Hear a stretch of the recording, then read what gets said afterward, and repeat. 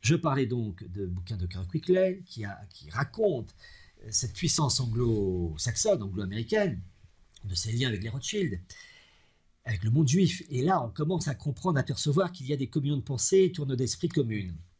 Et la bascule, elle va se faire au XVIIe siècle. Pourquoi? Parce que je vous ai parlé de la Jérusalem hollandaise, avec les Maranes, qui vraiment avaient fait des Pays-Bas la puissance, enfin Wall Street et la City réunie, Amsterdam. Oliver Cromwell, il a un idéal. Il voit cette puissance financière aux Pays-Bas et il veut procéder à une bascule. Il veut qu'il y ait une forme de détournement du flux financier d'Amsterdam vers la City et faire de Londres la capitale mondiale de la finance. Bon. Et il y a un événement qui va se produire et qui va être la bascule. Je vous ai parlé des Maranes. Eh bien, l'influence des Maranes dans la vie politique hollandaise et anglaise va se manifester de la manière la plus, j'allais dire, grandiose possible. Et là, je me réfère toujours au bouquin de Cecil Rhodes, Histoire des Maranes. Vous avez un marane, un navigateur marane qui s'appelait Antonio de Montesinos, de son vrai nom, Aaron Lévy, qui revient d'un long voyage en 1642, le long des côtes de l'Amérique du Sud, de l'équateur, au niveau de l'équateur. Il revient aux Pays-Bas et il balance une information, une véritable bombe pour l'époque. Il proclame et jure solennellement qu'il a trouvé au niveau de l'équateur actuel 2 tribus perdues d'Israël, tribus de Lévi et de Ruben. Ça fait un boom, car à l'époque, on pensait que la population juive c'était l'Europe, ce qu'on appelle Israël aujourd'hui, enfin la Palestine, et la péninsule arabique, mais le Nouveau Monde, l'Amérique du Sud, impossible. Eh bien, lui, il jure solennellement.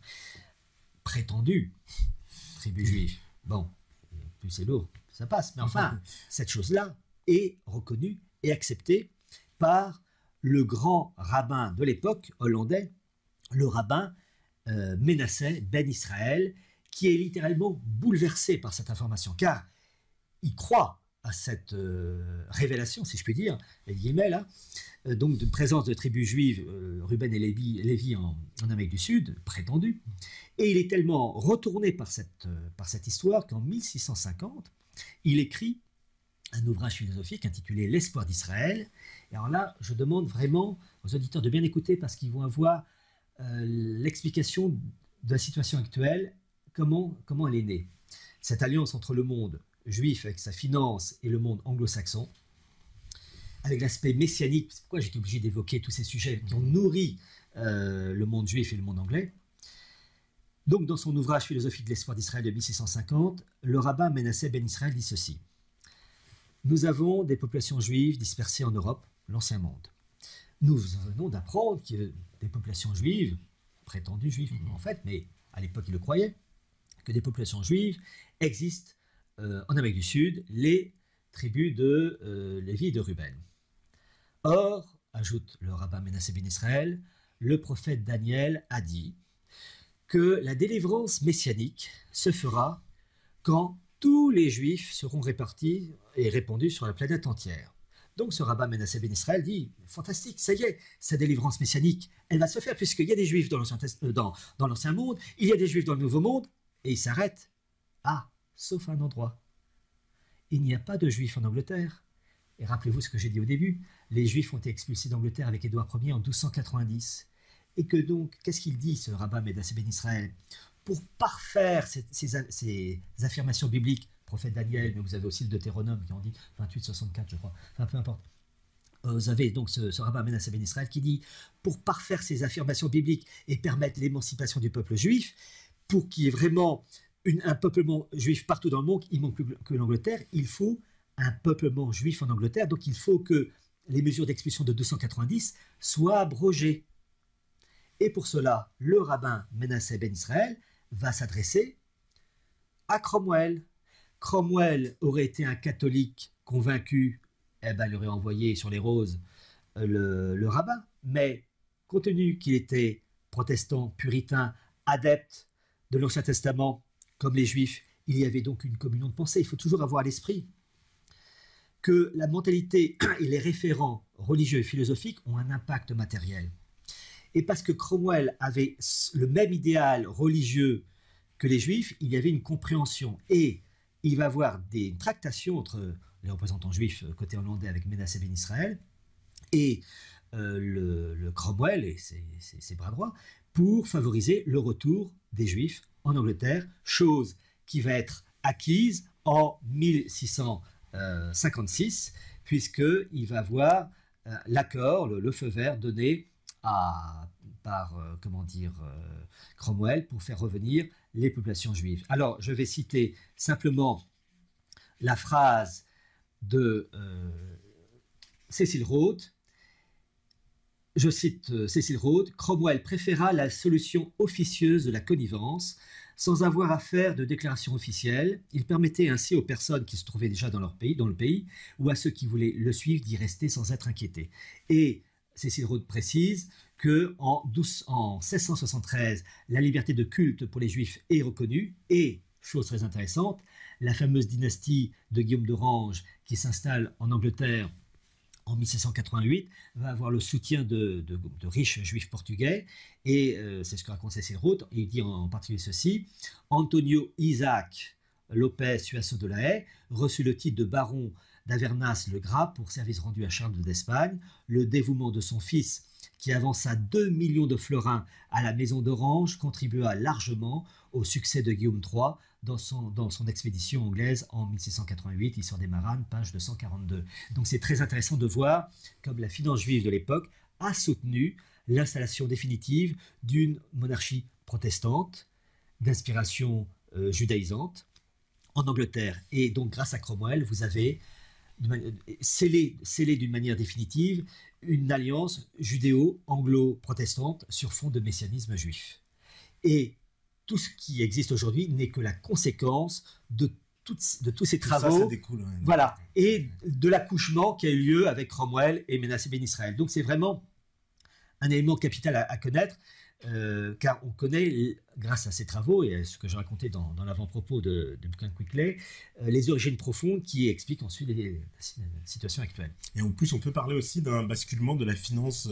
Et c'est ce qui s'est passé. Il y a eu une bascule de la finance d'Amsterdam vers la City, et depuis la City, et comme par hasard, la première banque, la Banque d'Angleterre, a été créée dans les années qui ont suivi, je crois en 1694. C'est très logique. Donc tout se suit parfaitement, j'ai envie de dire. Ouais. Voilà. Alors, il y a une chose que je tiens à évoquer. Je me rapproche de la fin, entre guillemets, mais enfin, il faut l'évoquer parce que quand Quickley parle donc de ces élites anglo-américaines, de la haute bourgeoisie, de l'aristocratie, ces gens-là étaient liés entre eux par des liens d'amitié, des liens professionnels, par des mariages. Donc, en fait, ils fonctionnaient en interne. Mais il y a une chose qu'il faut évoquer qui est très intéressante, qui, sur le coup, peut peut-être étonner, mais vous allez voir ensuite les répercussions, puisque, comme je vous l'ai dit tout à l'heure, j'évoquerai un sujet qui fera sursauter quelques-uns, mais il faut d'abord évoquer et passer par ce point-là, en citant le livre d'Arthur Koestler sur les Khazars. Ces Khazars, ce sont ces populations turcophones qui occupaient une partie de l'Ukraine jusqu'à peu près le Caucase. Et ces populations turcophones, caucasiennes, étaient de religion, enfin, obéissaient au chamanisme. C'était donc la religion des anges, des esprits. Et évidemment, du fait de cette structure religieuse, eh bien, il s'est produit une chose très intéressante à partir de 740, comme le rapporte Arthur Koestler dans son livre « 13e tribu d'Israël », il y a eu une bascule des Khazars vers le judaïsme.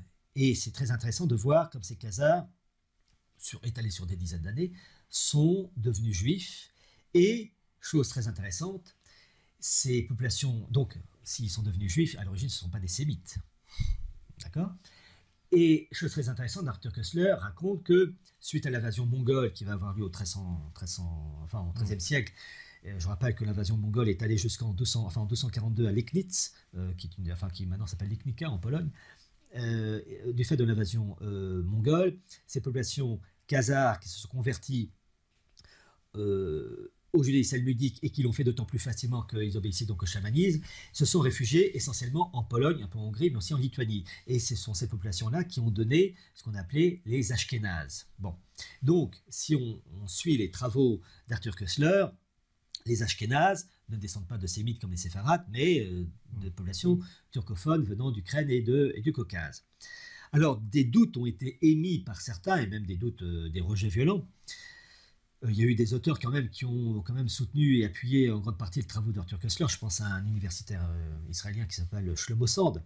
Mais il y a quand même une chose qui est très intéressante, et là je donne les références, c'est que maintenant vous avez ce qu'on appelle les études de génétique, qui permettent de manière scientifique, précise, carrée, de donner des résultats qui permettent d'éviter le baratin des bouquins de 400 pages.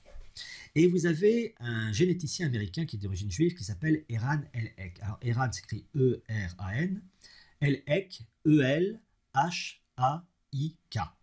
Et c'est un généticien de Baltimore qui a publié une étude qui est sortie dans la revue scientifique d'Oxford, revue du 17 janvier 2013, où il dit, en gros, je résume, et pour ceux qui seront curieux, ils iront voir, eh bien, il prouve par ses études génétiques qu'il n'y a pas d'origine sémitique chez les Ashkénazes, mais qu'ils sont d'origine caucasienne, turcophone, et que donc, alors ça c'est ce que disent certains, et que ça pourrait remettre en cause l'existence d'Israël, parce qu'à partir du moment où vous n'êtes pas sémite, Israël n'aurait pas le droit d'exister, puisque finalement Israël, qui a été créé en 1948, existe parce que, au nom de la tradition du peuple juif qui a perduré au cours des siècles et des millénaires. Or, si ce peuple juif n'est pas d'origine sémitique comme c'est le cas avec les Ashkénazes, eh bien, dans ce cas-là, que vaut donc l'existence d'État d'Israël? Donc, vous avez des polémiques. Je ne fais que reprendre les propos tenus par certaines personnes, mais ce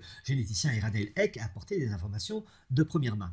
Alors, pourquoi je parle de ces Khazars devenus Ashkénazes et qui se sont établis essentiellement en Europe centrale? Eh bien, parce que vous avez eu, et là il faut rebondir sur un autre point, des événements qui ont eu un impact très important pour donc les élites anglo-saxonnes. C'est que vous avez eu deux branches du judaïsme qu'on peut appeler des branches protestantes, une au XVIIe siècle et l'autre au XVIIIe. La première, c'est ce qu'on appelait Sabbatai Tzvi. Sabbatai Tzvi, c'est un juif, un rabbin de Smyrne qui s'est prétendu être le Messie. On est dans les années 1660 par là. Et en fait, il a été soutenu aussi énormément par son Pygmalion qui s'appelait Nathan de Gaza. Et il a soulevé, et Cécile Roth en parle entre autres dans son histoire des Maranes, il a soulevé un enthousiasme parce qu'il s'est présenté comme le Messie. Et il y a eu une terrible désillusion parmi les Juifs parce que Sabbatai Tzvi, lui et beaucoup de ses amis, se sont convertis en 1666 à l'islam. Et ça crée un choc dans les communautés juives d'Europe parce que beaucoup croyaient vraiment en l'arrivée du Messie en la personne de Sabbatai Tzvi. Et ces conversions musulmanes de ces Juifs, qu'on a appelées les Domnais, eh bien, ont été des conversions fausses, un peu comme les Maranes. On retrouve la même idée. Et je vais donner, ou plutôt citer, les propos de Gershom Scholem, toujours dans son livre Le messianisme juif, essai sur la spiritualité du judaïsme, où il parle, entre autres, après la conversion de Sabbatai Tzvi, de la conversion de nombreux juifs de Salonique. Je cite Gershom Scholem. En 1683, plusieurs centaines de familles se convertirent en masse à Salonique. Elles constituèrent la base de ce que les Turcs appelèrent Domnais, littéralement apostats. Les membres de cette secte sabbatéenne, donc Sabbatai Tzvi, sabbatéenne, se présentaient en public comme des musulmans, mais ils demeurèrent toute leur vie crypto-juifs, imitant ainsi Sabbatai Tzvi. Donc c'est très intéressant de voir que dans l'Empire ottoman, vous avez eu des élites musulmanes qui présentaient les apparences de la religion musulmane, du comportement musulman, mais qui en fait étaient des juifs restant fidèles à un certain idéal. Et c'est allé très loin, puisque Gershom Scholem, toujours dans le même ouvrage, cite les jeunes Turcs, le comité Union et Progrès, qui a pris le pouvoir dans l'Empire ottoman en 1913, et qui en fait était composé énormément de Domnais. Et comme par hasard, ce comité Union et Progrès, les jeunes Turcs, était animé de l'idéal des principes de 89. Ce qui est logique, puisque, avec ce que j'ai raconté, ils n'allaient pas remettre à l'honneur les principes de la monarchie de Clovis. Bon. Et que dit Gershom Scholem sur les Domnais et de leur rôle dans le monde ottoman, dans le monde turc? Je cite Gershom Scholem. Les Domnais ont joué un rôle important dans les débuts du comité Union et Progrès organisation du mouvement jeune turc qui eut son origine à Salonique. Salonique est vraiment une importance importante. La mère de Nicolas Sarkozy est d'origine Salonique. Bon, donc tout le monde en a profité. Je continue la citation de Gershom Scholem. On a la preuve que David Bey, B-E-Y, un des 3 ministres du premier gouvernement jeune turc et chef important du parti jeune turc, était un Dömnay. Il faut mentionner ici que la plupart des familles Dömnay prenaient grand soin de maintenir leur tradition familiale et qu'elles avaient coutume de donner en secret à leurs enfants des prénoms et noms en hébreu et en judéo-espagnol, en plus de leurs prénoms et noms turcs officiels. Page 239 du livre de Gershom Scholem, Le messianisme juif. Donc c'est très intéressant de voir ça, parce que ces Dömnay, qui avaient une présentation musulmane, et qui étaient donc au sein du gouvernement comité jeune turc, à partir de 1913, ce sont les mêmes qu'on retrouve en 1915. Au moment du génocide arménien. Et donc j'invite les Arméniens à s'intéresser au sujet et à voir les coulisses. Car après tout, je reprends ce que dit Gershom Scholem, le messianisme juif s'appuie sur les cataclysmes, les révolutions, les catastrophes, les douleurs de l'enfantement.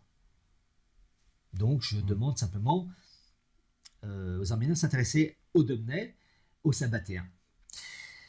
C'est très intéressant de voir ça, parce que parallèlement à Sabbatai-Tzvi au XVIIe siècle, vous avez eu la même chose un siècle plus tard avec Jacob Frank, qui est mort en 1791, qui lui se situait au niveau de la Pologne, et qui lui aussi était très imprégné de l'idéal de Sabbatai-Tzvi, et aussi d'un grand rabbin du XVIe siècle qui s'appelait Isaac Luria, et qui prônait l'idéal du tikkun. Tikkun, littéralement, c'est la réparation.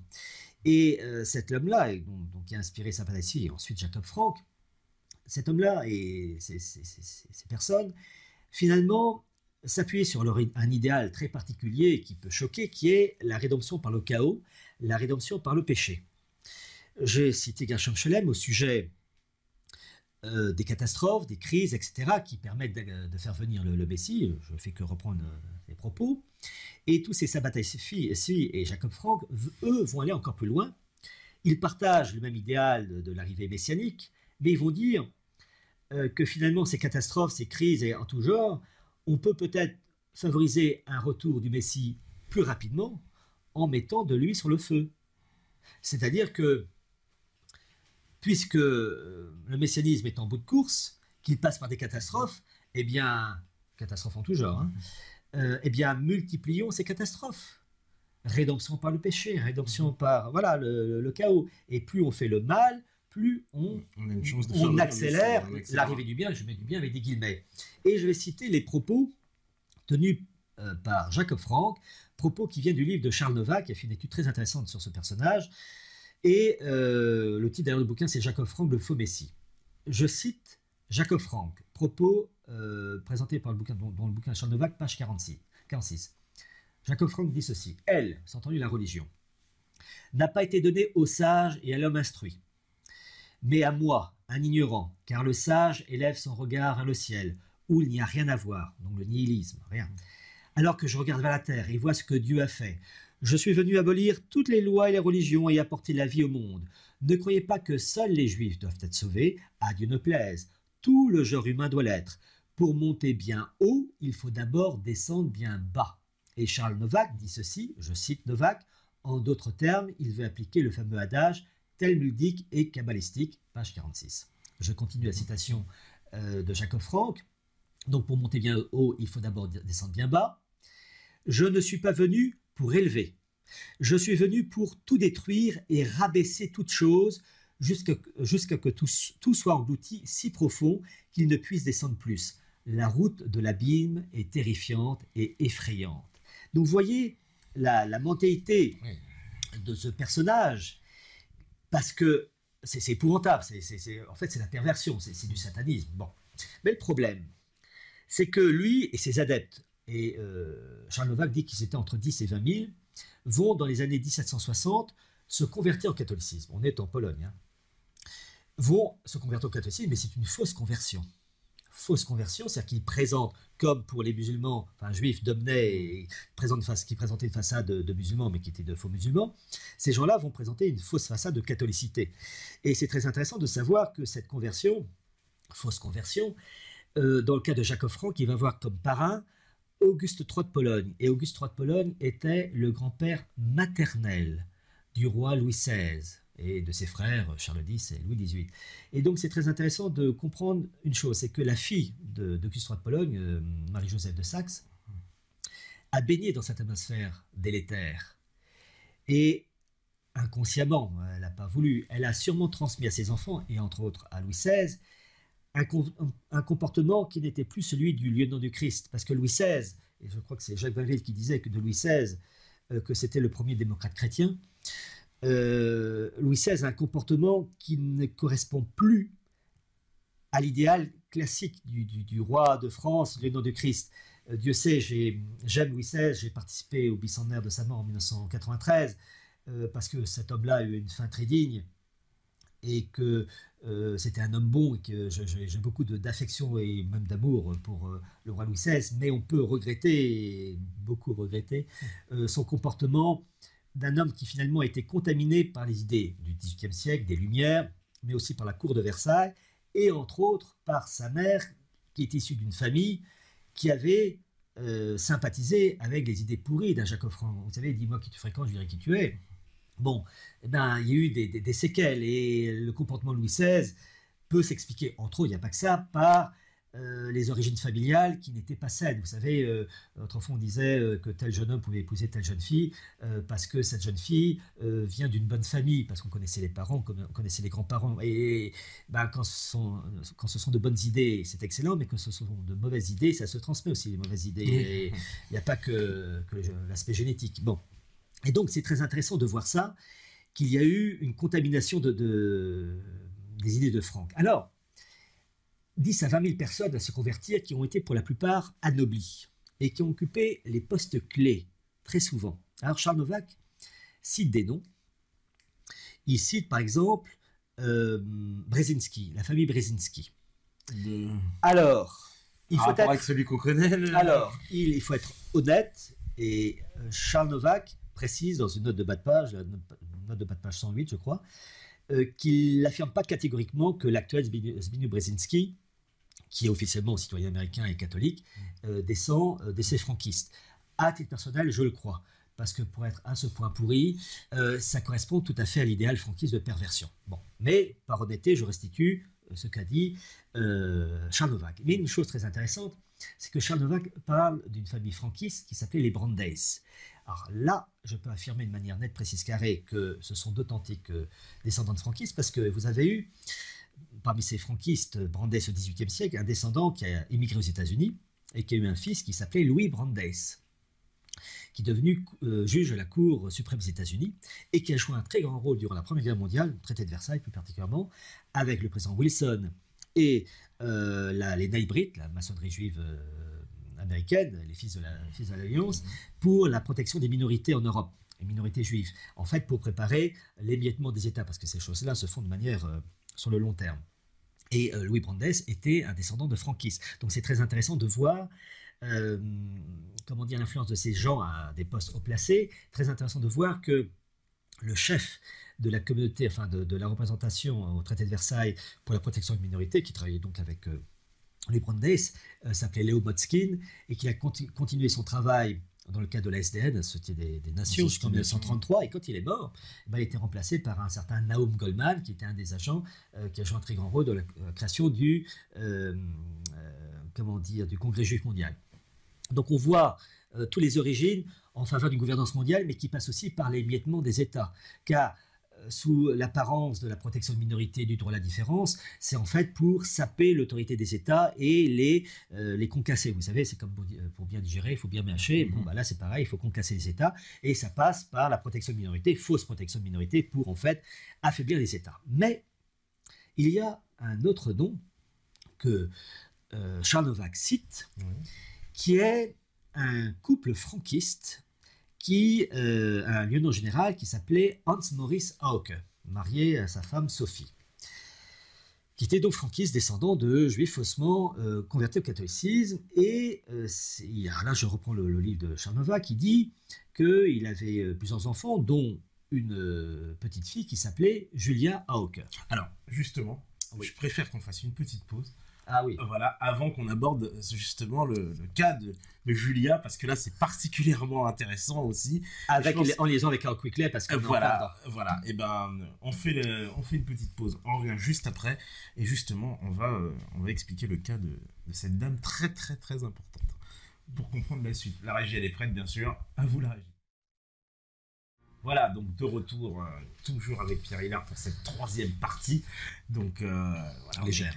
On a gardé le suspense parce que là, on en était quand même à un moment très, très, très, très important. Donc là, je vous invite à bien suivre justement le déroulement des prochains événements pour bien comprendre. Donc, parce qu'on en était à la fameuse Julia Hawke. Ah, ok. Alors, pour comprendre Julia Hawke, je fais un petit rappel. Le fameux livre, c'est là la caméra, Ouais. L'histoire secrète de l'oligarchie anglo-américaine, où Carl Quickly donc évoque ces élites. Mais il évoque certes les mariages, les travaux de ces gens-là, de ces élites, puisque c'est eux à l'origine entre la création du CFR, du Chatham House, du marché transatlantique, enfin bref, tout ce qu'on voit aujourd'hui, c'était déjà dans les tubes. Mais il y a une tournée d'esprit que je voulais expliquer, et sincèrement je veux bien faire comprendre aux personnes qui nous écoutent qu'il ne s'agit pas de faire, comment dire, je veux établir les faits. Qui fait quoi? Ce ne sont pas les bouddhistes, ce ne sont pas les shintoïstes, ce ne sont pas les habitants des îles Fidji, il y a un tel groupe de pensée. Voilà, je veux, et je m'appuie sur des personnes de référence qui ont fait des travaux tout à fait honorables de qualité. Je vous dis Cécile Roth, Gershom Scholem, et puis citer des travaux des humanistes, Pétrarque et compagnie. Donc vraiment faire une photo la plus objective possible. Et je suis désolé, quand c'est les propos du messianisme juif définis par Gershom Scholem qui dit que ça passe par des catastrophes, eh bien je dis que c'est comme ça, et c'est dit d'autant plus par une référence de première main, et qu'il faut toujours, face à la vérité et aux faits, on obéit. On voit les choses non pas en fonction de ses vues, mais en fonction de la vérité. Bon, alors, je citais Julia Hawke. Alors, c'est ce que je veux dire, au début, est cité et répercuté par Charles Novak, son bouquin sur Jacques Frank. Et Charles Novak dit que Julia Hawke, qui donc première moitié du 19e siècle, était la fille d'un comte franquiste, donc juif faussement converti au catholicisme, qui s'appelait Hans Maurice Hauke, Hauke, H-A-U-K-E. Il le dit, il l'affirme dans son livre, qui est un livre d'érudition, mais il n'apporte pas la preuve. Simplement, il déroule tous les liens et la suite, puisqu'il dit que cette fille de Hans Maurice Hauke, donc Julien, va épouser le prince Alexandre de Hesse. Alors ça, on peut le vérifier de la manière la plus officielle, on peut trouver ça sur Internet, n'importe quel bouquin, le mariage est officiel. Et cette Julia Hawke épouse le prince Alexandre de Hesse, et le frère aîné de ce prince va leur donner un nom, et ce nom, c'est les Battenberg. Nom qui restera jusqu'en 1914. La famille royale d'Angleterre, qui s'appelait les Saxe-Cobourg, ont changé leur nom en Windsor. Eh bien, les Battenberg, en 1914, ont changé leur nom aussi, et c'est devenu les Mountbatten. Donc quand je dis Battenberg, c'est en fait les Mountbatten. Alors, toujours dans le bouquin de Charles Novak, il explique que les descendants du couple Julia Hawke et du prince Alexandre de Hesse, ils ont 5 enfants, il va avoir des mariages princiers. Et en particulier, vous allez avoir 2 fils de Julia Hawke qui vont épouser la fille de la reine Victoria et la petite fille de la reine Victoria. Donc vraiment des mariages avec la famille royale la plus importante de l'époque, et encore aujourd'hui, mais encore plus importante, puisqu'au XIXe siècle, l'Angleterre est la première puissance économique et militaire de l'époque. Et il donne d'autres noms, il dit qu'il va citer par exemple la petite fille de Julia Hawke, je crois qu'il s'appelait Alice de Battenberg, qui va épouser le prince André de Grèce, et de cette union va naître, parmi tous les enfants, le prince Philippe, l'actuel mari de la reine Élisabeth II, d'Angleterre.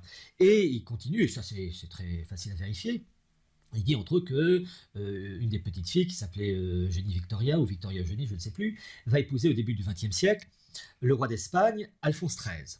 Donc tous les descendants bourbons espagnols, avec le roi d'Espagne actuel, Felipe, sont les descendants de Battenberg, et entre autres, tous les Bourbons espagnols, tous les Bourbons tout court, d'Espagne, sont les descendants de franquistes, et je pense en l'occurrence à Louis XX, le prétendant de la couronne de France, qui descend biologiquement de Léon XIII, donc du mariage de Léon XIII, pardon. C'est le pape. C'est Alphonse XIII avec une Battenberg. Bon, ça c'est officiel, c'est pas ça le problème. Le problème est ça.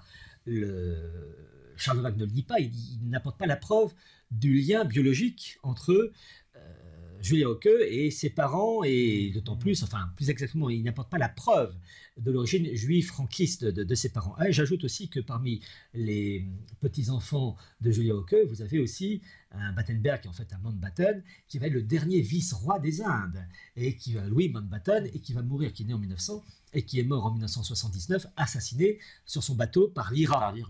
Voilà.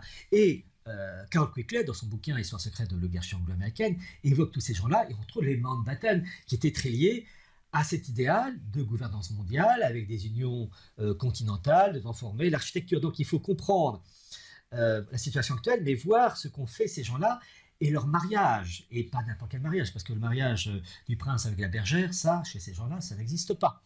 Et d'ailleurs, c'est très intéressant, parce qu'à un moment donné, Charles de Vac, dans son livre sur Jacob Frank, parle de Louis de Mountbatten, qui va épouser une juive ashkénaze, et en fait, le père, Ernest Kassel, enfin c'est une demoiselle Kassel, mais la fille en question était la fille de Ernest Kassel, qui était un juif allemand ashkénaze, donc en fait, khazar. Là, on commence à rentrer peu à peu. Ça veut dire que les mariages de ces gens-là avec des ashkénazes, c'était en fait des khazars à l'origine. Bon.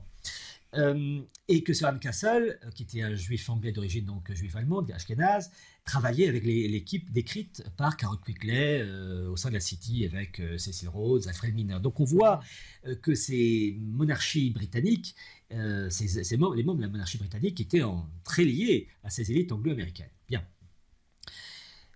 Et la question qu'il faut se poser, mais donc Charles de Vac dit que Julia Hauke était la fille du comte franquiste Hans Maurice Hauke. Alors il faut savoir que Hans Maurice Hauke était donc soldat, était lieutenant général ou général, je ne sais plus, et il va sauver la vie du frère du tsar, je n'ai plus son nom en tête, qui était le gouverneur, le consul de la Pologne. À l'époque, on est dans 1830, la Pologne est une province russe. Il va sauver la vie du tsar en ramassant finalement les coups qui étaient portés sur le frère du tsar, et il va mourir de ses blessures, et la femme du comte Hauke va mourir peu de temps après. Bon, ça c'est l'histoire officielle. Alors, là je vais être très précis, ou plus exactement, je vais rapporter ce que j'ai trouvé, que j'ai cité dans l'avant-propos du bouquin de Quigley. Je vous dis, c'est un avant-propos, en fait c'est une super note de synthèse qui fait 27-28 pages, où j'ai voulu expliquer, en fait, depuis la naissance du christianisme jusqu'à aujourd'hui, l'évolution et les rivalités, et tout ce que je raconte, tout ce que j'ai exposé ce soir, c'est encore plus développé dans l'avant-propos que j'ai vraiment... Bon, bref.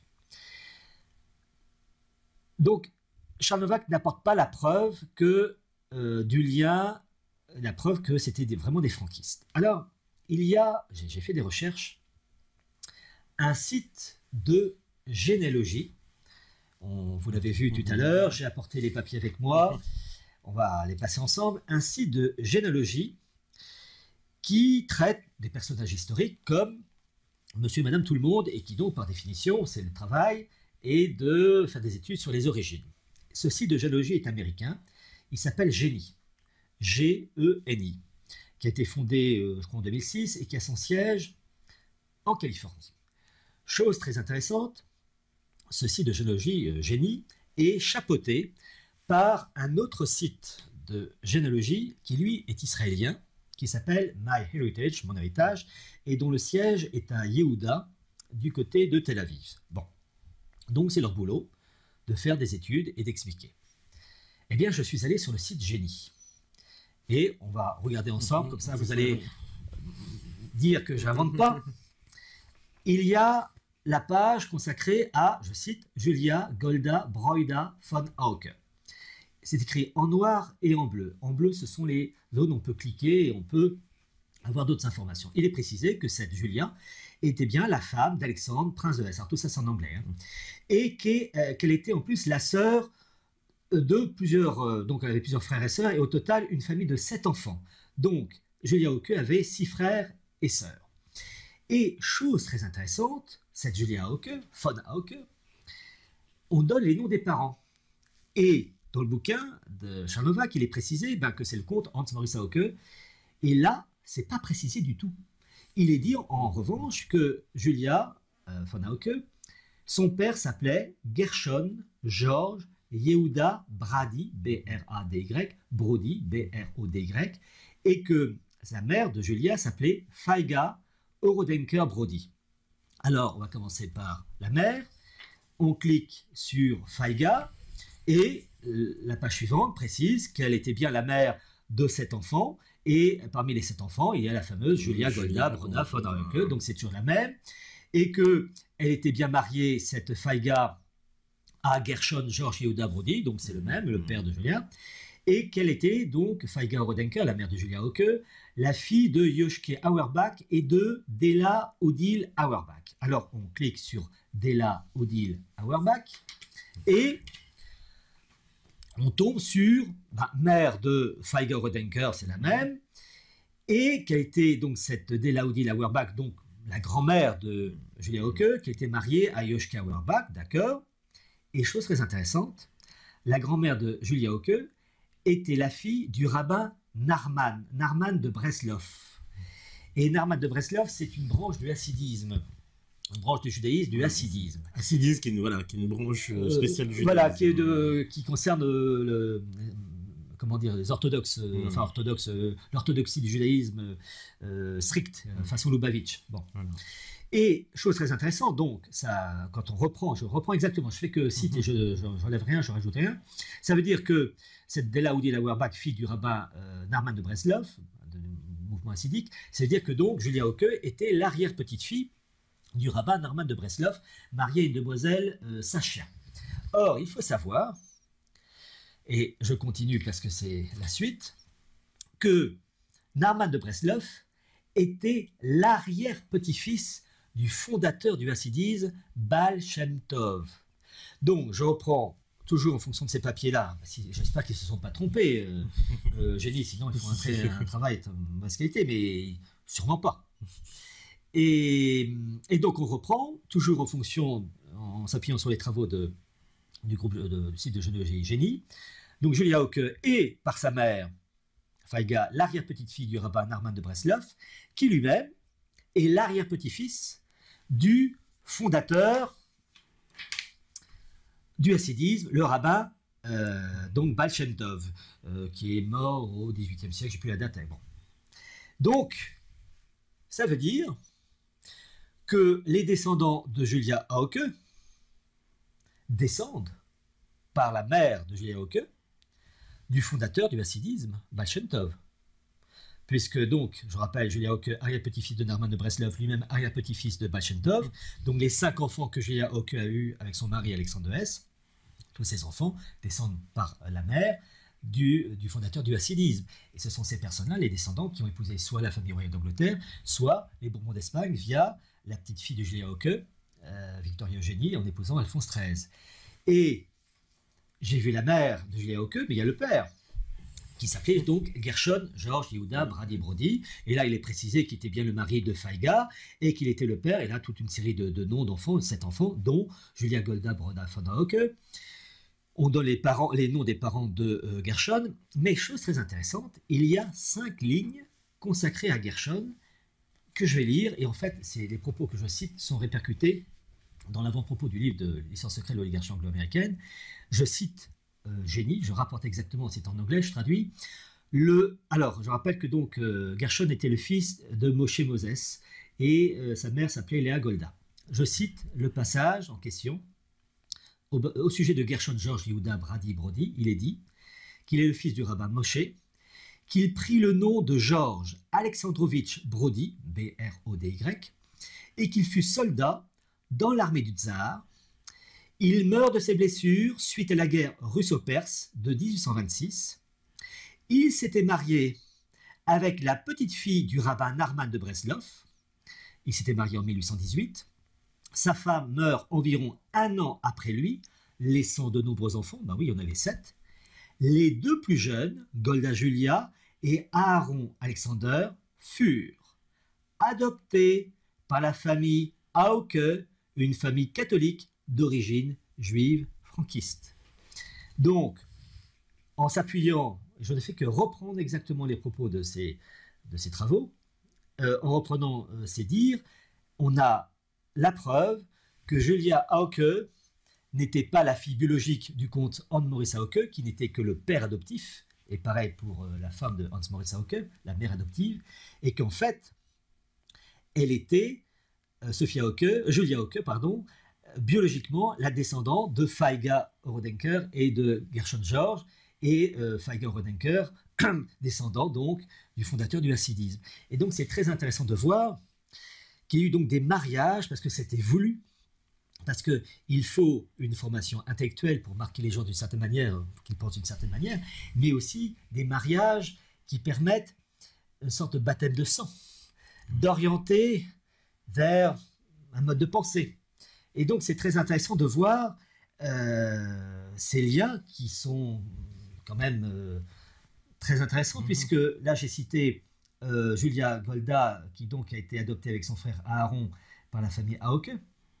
Et au sujet du frère Alexandre Aaron Brody, là aussi il est précisé que les parents sont les mêmes, c'est les mêmes baratins. Mais là il est précisé pour le frère de Julia, que donc sa mère, il est le dernier de la famille de 7 enfants, sa mère meurt peu de temps après sa naissance. Il fut adopté par la famille du général Hans Moritz, enfin John Moritz en anglais, mais Hans Moritz en allemand, Hauke. Quand il eut environ 3 ans, son père adoptif fut tué en tentant de sauver la vie du grand-duc Constantin de Russie. Et après cela, sa mère adoptive meurt peu de temps après, et il devient pupille du tsar.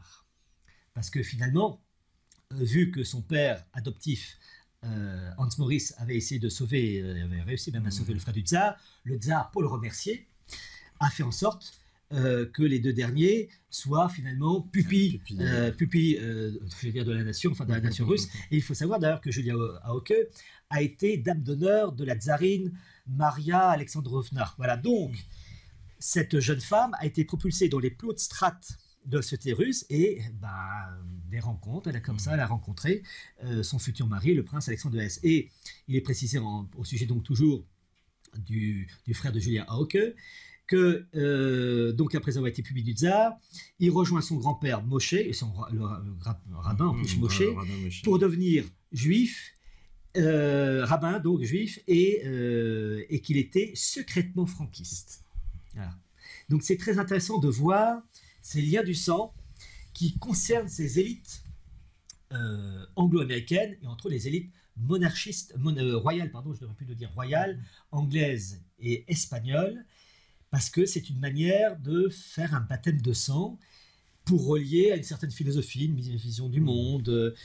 Voilà. Donc, que dire d'autre pour clore et avant de répondre aux questions? Et une bombe par la qualité des informations. Histoire secrète de la guerre anglo-américaine, vraiment, je demande aux auditeurs de se le procurer. Il permet véritablement de comprendre la situation actuelle et les origines profondes. Bien comprendre qu'il y a une volonté d'établir un idéal, une gouvernance mondiale, mais que cet idéal s'appuie sur des préceptes qui eux-mêmes ont été élaborés sur des dizaines, des générations et des siècles. Et l'objectif de la préface que j'ai faite, qui fait donc 27-28 pages, c'est de faire une note de synthèse.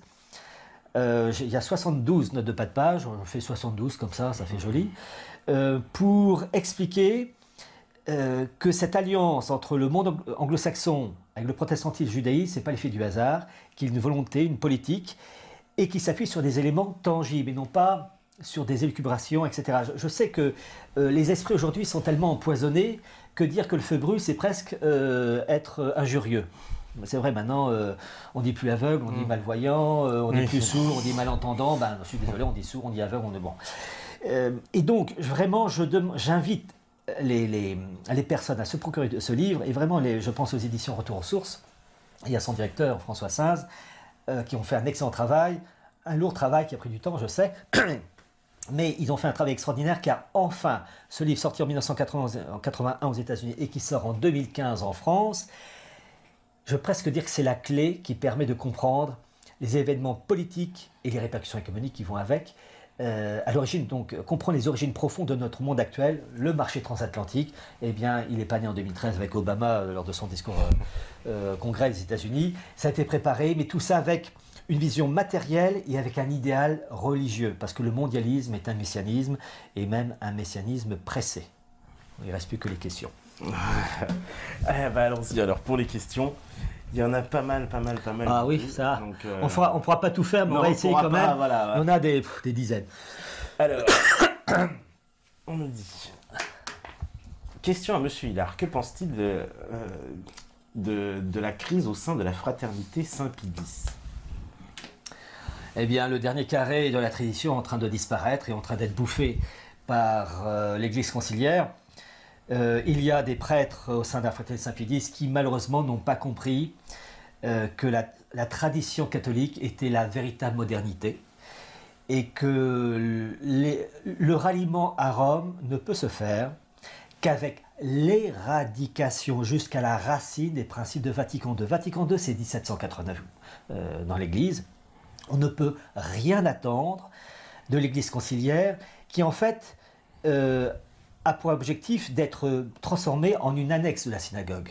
Donc c'est la victoire du Sanhédrin, victoire temporaire et parce que l'Église est éclipsée, mais la forme n'est pas de moi, la Sainte Vierge à la Salette. Donc vraiment les quelques prêtres, parce qu'il y a des prêtres au sein de la fraternité Saint-Pie-X qui restent tout à fait honorables, mais il y a malheureusement des prêtres de la fraternité Saint-Pie-X qui n'ont pas pigé. Parce que, je vais vous dire, certains n'ont pas reçu une bonne éducation. Quand je dis bonne éducation, une éducation classique, avec des connaissances réelles en histoire, en politique, et ils se font happer par les apparences, par le côté conventionnel. Et vraiment, ils n'ont pas compris. C'est la nature humaine, on peut rouler plus d'un dans la farine, c'est incroyable, même quand on porte une soutane. On me dit d'ailleurs, est-ce que le Vatican n'est-il pas devenu le siège du mondialisme syncrétique ? Alors, vous avez le livre de cet exorciste Gabriel Lamorce, qui a prouvé et apporté malheureusement apporté des informations tristes sur des branches sataniques au sein du Vatican. Oui, malheureusement, Vatican II, la bascule de l'Église devenue Église conciliaire avec Vatican II, c'est la victoire temporaire du prince de son monde. Je dis bien temporaire, parce que Vatican II va un jour sauter. Et malheureusement, depuis Vatican II, les hommes d'Église, je ne dis pas l'Église qui elle est sainte, les hommes d'Église, et il y en a beaucoup, depuis Vatican II, mènent la barque de Saint-Pierre dans les chemins du mondialisme. C'est quand même incroyable. Je pense par exemple au pape Benoît XVI, dans son encyclique de 2009, je ne sais plus exactement le titre, où il appelait à la création d'une organisation politique planétaire en liaison avec l'ONU. Mais l'ONU, c'est le temple du maçonnisme. Il n'y a aucune alliance possible entre l'Église et le monde. Point barre. C'est au monde de s'adapter à l'Église, pas l'inverse. Et l'Église conciliaire est malheureusement téléguidée pour sombrer, parce que humainement c'est cuit. Je dis bien humainement, mais l'Église est éclipsée, c'est que la formule de la Sainte Vierge de la Salette, une éclipse par définition c'est temporaire, et va arriver un jour glorieux où ces personnes qui condamnent l'Église vont dégager. Alors, il va y avoir un nettoyage, un nettoyage profond. Alors on me dit Géorgie, Arménie, Grèce, Chypre, Hongrie, Ukraine, Macédoine, Serbie. Comment analysez-vous les tentatives de ralliement des pays orthodoxes par Poutine à sa cause ? Alors, il y a beaucoup de choses à dire sur Poutine, et je sais qu'il y a en plus beaucoup de personnes qui croient en Poutine. Alors vous êtes quand même un de ceux qui avait débunké Poutine. Hein. Déjà, en nous expliquant qu'il était citoyen d'honneur de la City, qu'il était... je fais que reprendre des choses tout à fait officielles. Mais, alors, il y a le monde orthodoxe. Bon, si on est catholique, il faut d'abord dire que l'orthodoxie est schismatique. L'autorité du pape, ça reste l'autorité du pape, à condition qu'il respecte la tradition de l'Église. Bon, depuis Vatican II, là, c'est râpé. Mais il y a une chose, et là, je vais en profiter pour le dire, et indirectement, je répondrai à cette personne pour les autres pays. Je vais d'abord prendre le cas de la personne avant de parler d'un pays. Toute personne croyante commet des péchés, et il y a ce qu'on appelle le péché mortel. Le péché mortel empêche la communion. On ne peut pas aller communier quand on est en état de péché mortel. Et il faut se confesser pour se retrouver en lien avec le ciel. Bon. Vous avez des pays qui commettent aussi des péchés mortels. Et il y en a deux en particulier qui ont commis le péché mortel. La France, avec la révolution de 1789, où il y a une marque satanique. Et la Russie de 1917, où il y a une marque satanique avec le baptême, entre guillemets, satanique de la révolution bolchevique. Ces marques sont, d'un point de vue humain, indélébiles. Elles ne peuvent être effacées que par, je veux dire, un désinfectant divin.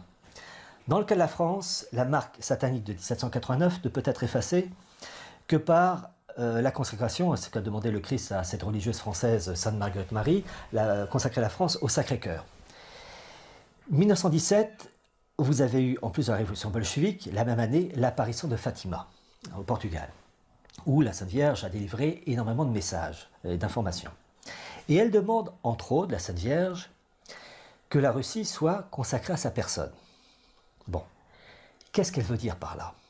Eh bien, en faisant cela, la consécration de la Russie, marquée du péché mortel, qui est le baptême satanique bolchevique de 1917, cette faute, ce péché mortel, sera effacée par la consécration de la Russie à sa personne. Tant que la chose ne sera pas faite, la Russie sera en état de péché mortel. C'est-à-dire que le renouveau véritable, profond de la Russie sur des bases saines ne pourra pas se faire tant qu'il n'y aura pas la consécration de la Russie à la personne de la Sainte Vierge. Si la Sainte Vierge l'a dit, c'est qu'il y a sûrement des raisons. La Mère de Dieu, si elle dit qu'il faut consacrer la Russie, et tant que la chose n'est pas faite, le renouveau de la Russie ne peut pas être véritable. Et donc, le renouveau de l'orthodoxie, même s'il y a à titre individuel des populations, des personnes orthodoxes tout à fait dignes, honorables et qui veulent vraiment le renouveau véritable du pays, de l'âme russe, ne peut se faire que par une confession, si je puis dire, qui est la consécration de la Russie à la Très Sainte Vierge, au même titre que le lien entre la personne, le pécheur et le ciel ne peut se faire que par la confession. C'est le même principe. Le péché mortel existe aussi pour les pays. Donc, Poutine peut dire des choses justes, je ne le nie pas, mais le fond est vicié tant que la Russie n'est pas consacrée à la Sainte Vierge, au même titre que la France ne peut se relever que par consécration au Sacré-Cœur. Il y a une géopolitique dans la religion, il y a des conséquences politiques, économiques et religieuses. Et si la Sainte Vierge a demandé, c'est pas pour faire joli, c'est pas pour l'esbrouf, c'est que en fait la Sainte Vierge fait de la religion, d'accord, mais elle fait de la politique. Elle sait que le renouveau d'un pays ne peut passer que par l'effacement du baptême satanique bolchevique, que par la consécration de la Russie à sa personne. Mais Poutine, on peut dire quand même qu'il revient vers la religion, vers quelque chose de plus traditionnel, non? Peut-être que lui, à titre personnel, peut-être qu'il le fait. Je n'ai pas à juger, je ne connais pas sa vie privée. Enfin, il y a quelques éléments, mais en tout cas, je n'ai pas à dire. Je vois la Russie. Est-ce que la Russie est, oui ou non, consacrée à la Sainte Vierge comme elle l'a demandé? La réponse est non. Donc la Russie est toujours marquée du péché mortel et satanique de la révolution bolchevique, au même titre que la France. Et vraiment, j'insiste là-dessus. Et je précise quand même une chose, c'est que toute la politique de Poutine correspond au mondialisme. Parce que Poutine veut... Alors, il faut lire le discours de Valdai, qui est très intéressant. Poutine veut l'instauration d'union régionale. Et ma foi, je vais reprendre ce que j'ai écrit dans une note de bas de page. Il faut que je retrouve le passage.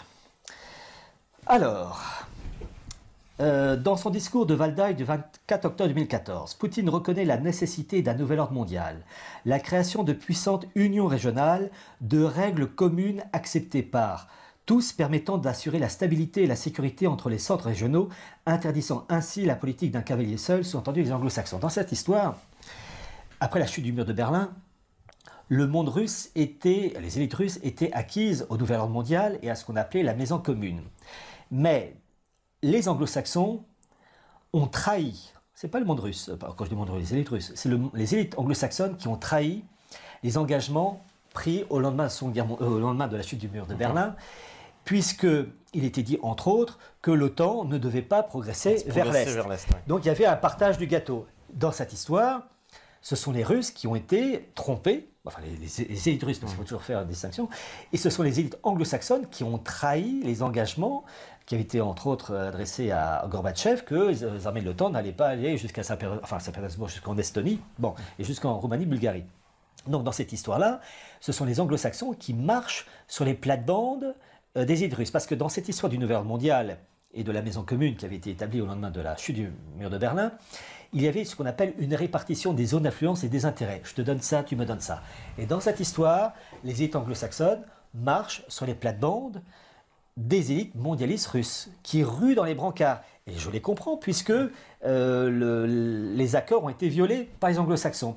Et donc c'est ce que dit Poutine. Il dit, il faut reprendre le discours de Valdaï, que j'ai lu crayon à la main, qu'il veut des centres régionaux, donc stabilité et sécurité entre les centres régionaux, interdisant ainsi la politique d'un cavalier seul, sont entendus les anglo-saxons qui, en fait, veulent tout rafler. Les anglo-saxons veulent être les anglo-saxons et aussi des oligarques juifs qui sont au sein des équipes anglo-saxonnes et qui s'opposent à des élites juives qui, elles, soutiennent le monde russe. Et alors, c'est très intéressant, je cite un article du Times of Israel du 5 avril 2014, intitulé, je cite, « Les Juifs de Russie et d'Ukraine sont en guerre ». Et cet article très intéressant dit que les élites juives d'Ukraine, soutenues par l'Occident, sont en guerre contre les Juifs de Russie qui, eux, soutiennent Poutine. En fait, on assiste dans cette histoire à des guerres entre clans juifs, entre les juifs libéraux, les juifs orthodoxes, Lubavitch. D'ailleurs, c'est très intéressant de savoir que c'est le rabbin Lubavitch Ber Elazar qui est du côté de Poutine. En fait, ce sont des rivalités entre clans juifs au nom de la Russie, au nom de l'Ukraine, au nom de l'Union européenne, au nom du monde anglo-saxon. Et donc, dans cette histoire, les anglo-saxons veulent rafler la mise et les élites russes veulent leur part du gâteau qui, pour le moment, se fait grignoter gentiment. Donc j'ajoute ceci, il veut à sa manière gérer efficacement le nouvel ordre mondial, pas le détruire. Il le dit bien, Poutine, dans son discours de Valdaï, il ne veut pas l'anéantissement du nouvel ordre mondial, il veut au contraire le gérer. Et d'ailleurs, il a lancé la communauté économique eurasienne, qu'il veut Union eurasienne supranationale, document officiel qu'on trouve sur les sites de l'AFP russe, la version AFP russe. Mais simplement, cette union eurasienne qui veut supranationale, avec pour le moment la Russie, le Kazakhstan et la Biélorussie, eh bien, se fait bouffer par le monde anglo-saxon qui veut étendre son... En fait, c'est Océania qui bouffe le parterre d'Eurasia qu'on voit dans le bouquin de 1984. Et donc, je précise ceci. Tant que la demande de consécration demandée à Fatima, apparition mariale de 1917, n'a pas été entièrement exaucée, le renouveau de la Russie sur des bases spirituellement saines n'est pas possible. Il en va de même pour la France de 1789 et les demandes du Sacré-Cœur. Le péché mortel existe aussi pour les pays. Et le problème, c'est qu'aujourd'hui, dans les esprits complètement déchristianisés, on n'a pas la notion du péché mortel pour les pays. Déjà pour les personnes, n'en parlons pas, c'est quoi, c'est vrai, bon. Mais on n'a pas cette notion. Et donc, peu importe le comportement d'un chef d'État, il faut voir d'abord la marque, les origines du pays. Et la Russie, comme la France, sont marquées, si on a une vision catholique de la chose, sont marquées par un baptême satanique qui ne peut être effacé que par un acte divin. La Sainte Vierge qui écrase le serpent avec son talon. C'est ça le truc. Mais je précise que Poutine, il veut, quand on lit bien son discours de Valdaï, il veut une union eurasienne et là où ça coince avec l'Ukraine, c'est le monde anglo-saxon et le monde germanique qui veut prendre l'Ukraine sous sa coupe. Et là, pour la Russie, c'est inadmissible. Et je rajoute quand même cet élément. L'Ukraine, une bonne partie de l'Ukraine, c'était l'ancien territoire khazar. Et je suis convaincu qu'il y a au sein des élites juives de part et d'autre du Ouest-Est, Océanie et Eurasia, des symboles spirituels comme la terre, une sorte de second Israël. Je suis sûr qu'il y a un autre, il n'y a pas que l'aspect matériel qui joue. Je précise que Poutine a, à un moment donné, essayé d'amener le pion aux anglo-saxons. Car il a voulu créer un bloc continental, je cite, allant de Lisbonne à Vladivostok. Et il a proposé ça, entre autres, en janvier 2014 à Bruxelles lors d'une réunion Russie-Union européenne, et ça fait hurler d'horreur les anglo-saxons. Pourquoi? Parce que s'il y avait un bloc politique et économique unifié allant de Lisbonne au Pacifique, à Vladivostok, eh bien c'était la mise à mort du marché transatlantique. Et oui, et ça les anglo-saxons, ils veulent leur marché transatlantique, et pour les multinationales en particulier. Et comme par hasard, quand Poutine a proposé ça, il l'a proposé plusieurs fois, mais quand il a proposé ça pour une énième fois en janvier 2014, février 2014, comme par hasard, vous avez la réponse anglo-saxonne avec l'affaire de Maïdan en Ukraine, qui a littéralement cassé le monde russe et l'Union européenne, qui désormais, l'entente n'est plus possible. Il y a vraiment une fracture. Voilà, mais Poutine a voulu à un moment donné étendre sa zone d'influence mondialiste, sa part du gâteau, jusqu'à Lisbonne. Oui, ce qu'on appelle le racisme. Mais moi, j'ai entendu aussi le discours d'un chef du renseignement de Stratford, donc l'agence, voilà, et qui est assez intéressant. Voilà, exactement. Qui parle donc que en fait les États-Unis sont là pour empêcher l'Allemagne et la Russie en fait de pouvoir collaborer, comme il dit, la technologie allemande et les matières premières russes. Il ne faut pas que ça. Ça, c'est la politique anglo-saxonne avec Mackinder. Il ne faut surtout pas que le monde russo-européen soit uni sous une même autorité ou un couple russo-allemand. Ça, c'est une politique permanente du monde anglo-saxon d'empêcher l'unité de l'Europe et du monde russe parce qu'il serait éjecté de l'Euro-Asie. Ça, c'est une tradition, j'allais dire. Je me souviens que la première fois que j'ai lu il y a plusieurs années que Poutine voulait établir un bloc unifié allant de Lisbonne jusqu'à Vladivostok, je me dis mais les anglo-saxons ils vont rêver dans les brancards. Et sa énième proposition en janvier 2014, réponse des anglo-saxons, c'est Maïdan. Et là, le feu dans la maison, parce que là, ça sent mauvais. Ça sent mauvais. Oui, parce que Maïdan, ça peut annoncer quoi? Et d'ailleurs, je vais en profiter. Vous avez le parti, je ne sais plus comment il s'appelait, vous savez, du boxeur Klitschko. Oui. Le parti Loudar, voilà, Loudar, qui est en deux langues, anglais, ukrainien. Alors la partie anglaise, l'information que je donnais était au début en anglais et en ukrainien, puis l'information en anglais a été supprimée. Les partenaires de Loudar, c'est uniquement la version ukrainienne, si ça n'a pas été enlevé. Là, la dernière fois que j'ai vu ça, il y a 2-3 mois. Les partenaires de Loudar, c'était 2 ONG américaines, l'une dirigée par Madeleine Albright, l'autre par John McCain, et le troisième groupe qui soutenait, c'était la CDU d'Angela Merkel. C'est vraiment l'ingérence parfaite du monde anglo-saxon et germanique qui a mis les pieds par un coup d'État en Ukraine. Mais la méchanceté anglo-saxonne ne veut pas dire qu'en face, Poutine est le gentil. Il n'y a pas de gentil de méchant. En fait, ce sont des guerres entre clans, de zones d'influence. Poutine, à un moment donné, a voulu avoir la peau des anglo-saxons en les éjectant, en voulant mettre en place ce fameux bloc unifié Lisbonne, Vladivostok. Il a loupé, réponse en face, boum, on vous emmerde en Ukraine. Voilà, et je rappelle, Poutine veut une gouvernance mondiale, il veut des unions régionales, et il veut, d'ailleurs c'est très intéressant dans son discours de Valdai, il dit il vaut mieux des règles communes, même contraignantes, que pas de règles du tout pour gérer tout ça. Parce que il dit il faut arriver à se mettre d'accord sur des règles communes. Il est très intéressant. En fait, il est pour le principe du nouvel ordre mondial, il le dit, mais il précise, nous n'arrivons pas à nous accorder sur le partage du gâteau. C'est un peu un nouvel ordre mondial, mais avec une part importante pour la Russie. Voilà. Que la Russie ne soit pas une troisième roue. Et là, dans cette histoire, les Anglo-Américains veulent tout. Et en face, ils disent, ah là, non, on accepte. En fait, c'est une dispute, mais avec aussi des oppositions entre différents clans juifs. C'est l'article de Times of Israel que j'ai cité. Il y en a plein d'articles, il suffit de les lire. Oui, et puis nous, même sur le Donbass, ça faisait longtemps même que Alain Benajam nous disait que c'était des juifs qui finançaient des deux côtés. Donc voilà, on le savait déjà. Non, il nous l'avait dit ici. Alors, on me dit, quel est le point de vue de l'élite russe et chinoise pour la gouvernance mondiale? On l'a un peu, oui. Ils sont un peu d'accord, c'est ça? Même les Chinois aussi, ils œuvrent à ça un peu ils œuvrent à ça parce qu'il y a aussi ce qu'on appelle la route de la soie. Ouais.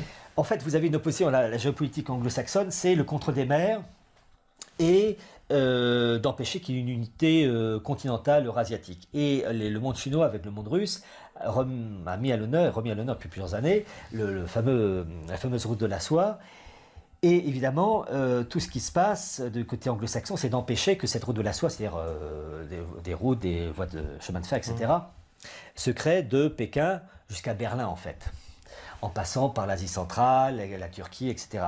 Et donc toute la politique anglo-saxonne, c'est de créer les conflits qui vont empêcher des liens commerciaux dans la tranquillité. Un exemple, vous avez le cas de Poutine, il y a quelques mois de ça, qui a rompu le projet, vous savez, de construire le fameux gazoduc South Stream, et pour mettre en place un autre passant par la Turquie. Passant par la Turquie. Voilà.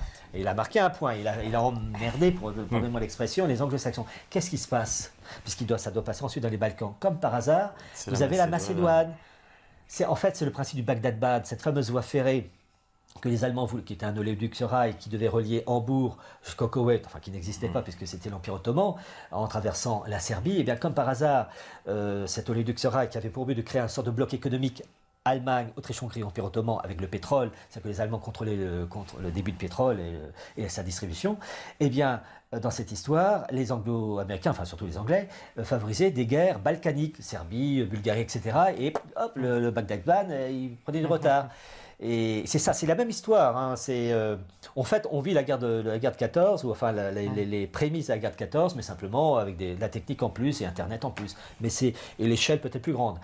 Mais c'est une lutte entre la puissance de la terre, la puissance de la mer, bloc eurasiatique, la route de la soie, et le bloc euro-atlantique maritime. Et répartition des zones d'influence. Mais il n'y a pas de gentil, il n'y a pas de... Et j'insiste là-dessus, tant que la demande de Fatima, la Sainte Vierge Fatima n'a pas été exaucée, le renouveau véritable de la Russie ne peut pas se faire. Ça, c'est comme une personne qui est en état de péché mortel, qui peut dire des choses justes, avoir un comportement honorable, mais ne peut pas les communier. Il faut d'abord qu'elle se remette en ordre spirituellement, parce que tout vient de Dieu et tout repart vers Dieu. Et la France, il faut faire quoi pour retrouver... Oh mon Dieu, la France. Je suis assuré du renouveau de la France, grâce à des Pape Saint Pie X en l'occurrence, mais on est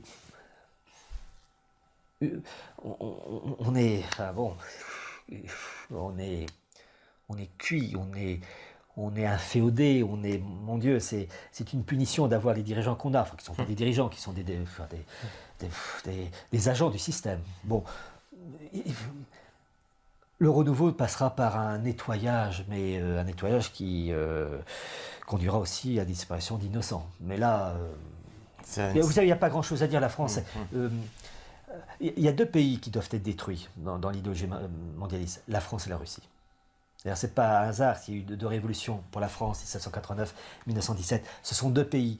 Mais ne jamais oublier que le renouveau de ces deux pays, qui se fera, ça j'ai la certitude, ne peut passer que par un renouveau spirituel. Il faut d'abord effacer la marque. Et ça, c'est très dur à faire comprendre parce qu'on est obsédé par le matériel, par les apparences, et la notion de faute morale et de graduation dans la faute, on ne connaît pas ça. Et un péché mental ne peut être effacé pour une personne que par la confession, et il faut, pour un pays, une consécration qui est le désinfectant. En même titre, une blessure, on désinfecte. Eh bien, pour un pays, il faut que ça soit désinfecté. Pour la Russie, c'est la Sainte Vierge Fatima. Pour la France, c'est le Sacré-Cœur. On a la certitude que dans les deux cas, les choses se feront. Quand ?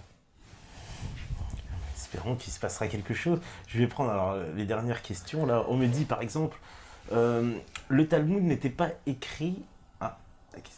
Le Talmud n'était pas écrit par des rabbins qui n'étaient pas d'accord avec ce qui était dit dans le Premier Testament. Ah bon ? Alors écoutez, une chose est sûre, c'est que il y a ce qu'on appelle le Talmud de Babylone et de Jérusalem. Entre eux, il y a des rivalités internes terribles, des ramifications, des oppositions. Déjà avec Sabbatai Tzvi et Jacob Frank.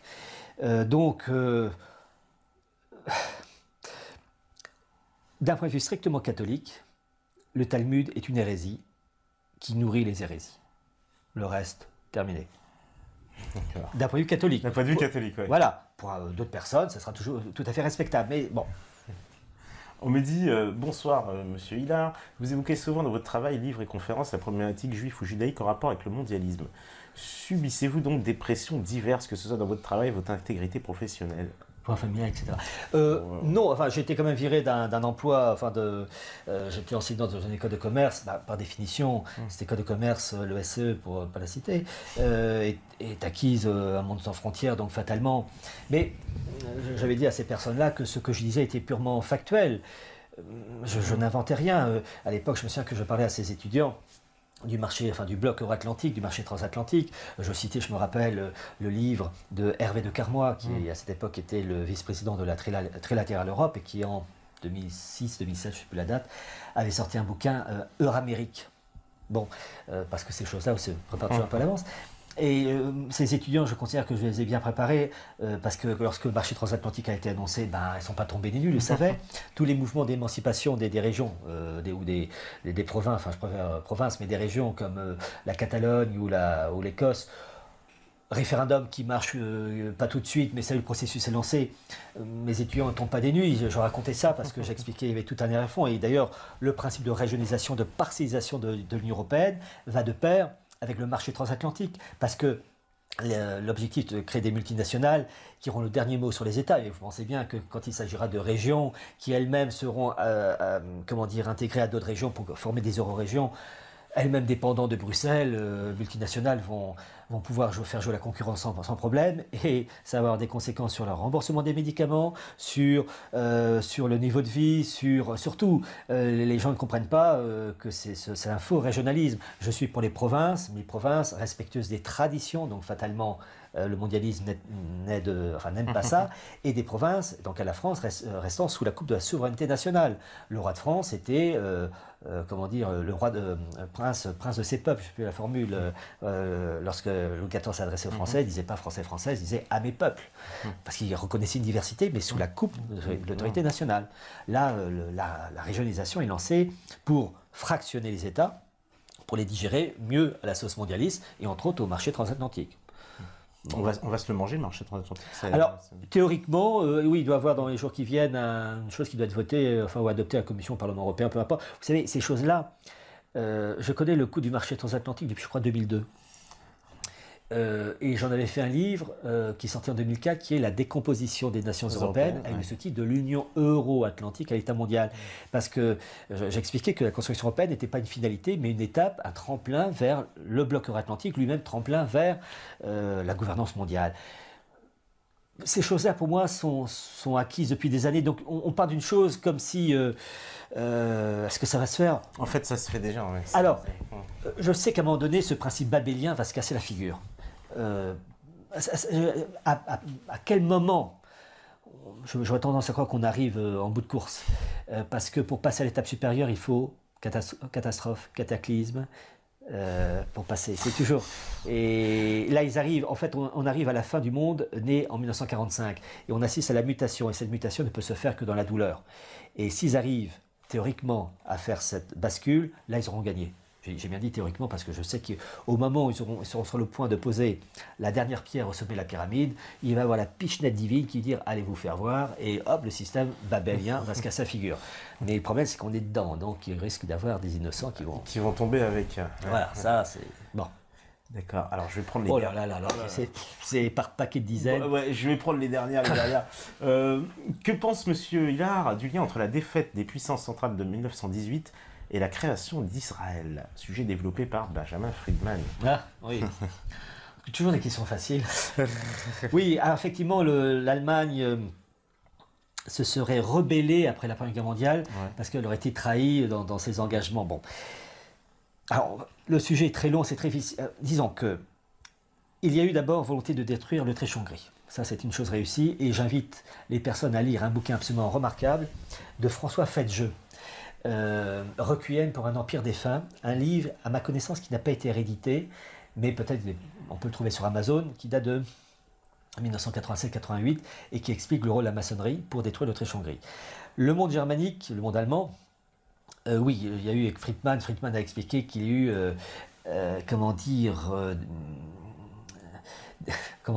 des loupés de compréhension entre le monde allemand et le monde anglo-saxon pour les juifs, et que les juifs finalement auraient opté pour le monde anglo-saxon aux dépens de l'Allemagne. Il est très intéressant de voir que, j'ai eu l'occasion de citer la famille Warburg, famille juive allemande, mais aussi juive américaine, que Max Warburg, durant la Première Guerre mondiale, était le patron des services secrets allemands.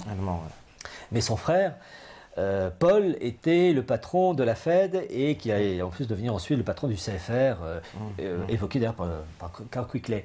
Donc il y a eu en fait des problèmes entre clans juifs, et il y a un clan qui a été roulé dans la farine, et il y a eu une vengeance. Bon, ouais, on peut pas dire trop quand même. D'accord. Allez, je prends les dernières questions. Alors, qu'est-ce qu'on me dit encore? Vous avez parlé du royaume de France. Où vous situez-vous entre les prétendants légitimistes et orléanistes? Alors j'avoue qu'à titre personnel, j'ai pas je ne veux pas lier à ces familles-là, enfin ces deux branches. Je crois, vu la situation humainement, c'est cuit, il ne faut pas s'exciter. Je vous dis, ce que j'ai fait par exemple pour l'avant-propos du bouquin de Quickley, c'est, je ne vais pas dire que je me suis lâché, non, parce que tout ce que j'ai mis est parfaitement référencé, mais je suis allé très loin pour faire un bilan. Qui fait quoi? Le renouveau de la France se fera, ça sera la surprise de Dieu. Je crois en la providence, ce qui n'empêche pas à titre individuel de faire de son mieux, mais m'appuyer sur la famille des Orléans, famille légitimiste, je n'attends rien parce que ce sont des esprits trop marqués par les concepts philosophiques d'aujourd'hui. Ce que j'ai dit ce soir les ferait bondir d'horreur. Bon, je préfère encore la République parce qu'au moins elle est authentiquement pourrie. Une fausse monarchie avec les apparences, je préfère l'authentique. Hein. Voilà, alors une dernière question encore. C'est vrai qu'on me dit quelle est l'influence des protestants en France? Voilà, on se souvient de Jospin, il y a eu vous Michel savez, Rocard aussi, je crois. Oui. Disons que les protestants, la France, les esprits français sont complètement protestantisés. Donc en fait, cette élite protestante vraiment prospérer dans un milieu authentiquement catholique. À partir du moment où ce milieu catholique a été complètement décérébré via 3e, 4e, 5e République et ensuite Vatican II, ce monde protestant, finalement, il n'y a plus de contraste avec le monde catholique qui est maintenant protestantisé. Vatican II, c'est Martin Luther qui a gagné, et une période qui précède, en fait, la finalité de Vatican II, c'est de réintégrer l'Église au sein de la seule Église, entre guillemets, reconnue par le mondialisme, la synagogue. Donc finalement, le monde protestant se dilue dans un magma. Vous savez, j'ai toujours dit que le protestantisme, c'est du judaïsme, enfin du christianisme judaïsé. Oui, parce que le culte Maria disparaît, la hiérarchie catholique, ecclésiastique disparaît. Et puis il ne faut jamais oublier que le pasteur, c'est un fonctionnaire, comme le rabbin, où il n'y a plus de transcendance. C'est un fonctionnaire. Donc, on dit dinosaures qui ont empoisonné la planète et puis qui maintenant vont crever dedans, qui vont crever dans leur jus. Donc, bon. Voilà, alors je vais prendre les dernières questions. Monsieur Hillard, pouvez-vous confirmer un dire d'un de vos confrères catholiques qui affirme qu'il n'y a point de salut en dehors de l'Église catholique? Tous les autres chrétiens ne seront point sauvés. Alors, l'Église catholique, si on est catholique, parce qu'il y a tous les cas de figure, si on est catholique, le seul phare, la seule vérité, c'est l'Église créée par le Christ et la tradition de l'Église.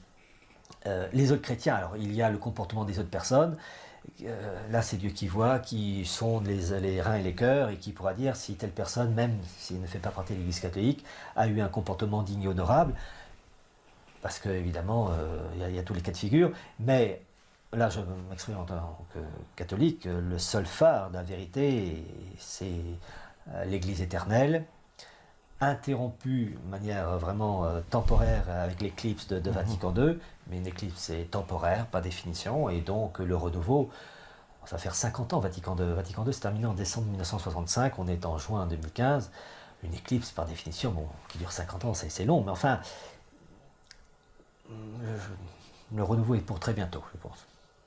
D'accord. Dernière question, on me demande où est-ce qu'on peut vous joindre, parce qu'il y a beaucoup de gens qui veulent vous joindre pour vous. J'ai une page Facebook, en fait que je n'ai même pas créée, c'est par quelqu'un, je ne sais pas qui l'a créée pour moi. Quand je peux répondre, je réponds, mais j'ai une telle avalanche de questions. Il y a des moments, je ne peux pas, quand il y a des dizaines et dizaines, j'aurai que ça. Mais en revanche, qui lisent mes livres, ils auront mes réponses. Ils auront des réponses, voilà. Et qui lisent surtout. Celui-là, voilà, l'histoire secrète de l'oligarchie anglo-américaine. Avec une préface de 27-28 pages, où je vous dis, c'est une sorte de super note de synthèse. C'est du... Bon. En tout cas, je pense que tous ceux qui ont regardé l'émission ce soir se sont plus faire une idée déjà de ce que c'est que cette oligarchie. Et on en avait déjà eu un aperçu dans les émissions d'avant, parce que je conseille aussi l'émission où vous étiez venu sur le Nouvel Ordre Mondial. Parce que aussi il doit vous expliquer tout le lore de Mordor. Avec les cartes que j'avais... Avec les cartes, tout, c'est... J'ai tout inventé, je vous savais pas compris qu'il y avait... Oh là là. Alors, on va avoir des histoires encore. En tout cas, merci hein, Pierre Hillard. C'est moi qui vous remercie parce que faire la promotion de ce bouquin-là, de Quickley, capital. Eh ben, vraiment. Pas de problème. En tout cas, nous, on va faire les libraires, hein, comme il dit Stéphane. On va le faire suivre. Mais vraiment, merci d'être venu. C'était, comme d'habitude, bah, voilà, enrichissant, je pense que pour vous aussi. Merci à la régie. Merci à Ediz aussi pour le petit cadeau. Je ne vais pas l'oublier. Bah oui, il nous a fait un petit cadeau à fouet, coup de fouet, là. Ça, c'est pour les méthados de passage. Donc, en cas de... Il y a voilà. de ses goûts. Ah, bah, oui, je ne demanderai pas où est-ce qu'il a acheté. Bon, regardez. En tout cas, merci à lui quand même, parce que j'avais lancé le défi de nous offrir un fouet et il l'a relevé. Donc, merci quand même, Ediz Tiltaz, je crois. Enfin, j'ai pas bien compris le nom, hein, mais bon, en tout cas, je crois que c'est ça, Ediz. Et merci à la régie. Merci à tous les méthanotes connectés. Bah, il y avait Capar, Obozizi, Lancé Franck, Goss, Fonge de Brie, AKS, Fly Emily, John Kundo, Erwan Locostern, Lyon Pard, Alexis Carnel, Cro, Sacre, Gomou, oh là là, ils sont nombreux ce soir. Le Télico, etc. Haussmann, Eléazar. Ils vont tous acheter le livre. Eh ben j'espère bien. J'espère bien. Donnez. Pardon. Ah ben on a une version spéciale de celle-là en plus. Donc, en tout cas, merci à vous. Merci à tous les méthanotes. On se rejoint jeudi. Et oui, pas d'émission demain parce que maintenant, vous savez, le rythme va être un petit peu différent. Mais ça, je vous en dirai plus vendredi. En tout cas, s'il y a une chose qui est claire, c'est que si vous étiez là ce soir et que vous écoutez ce message, c'est que vous êtes la résistance.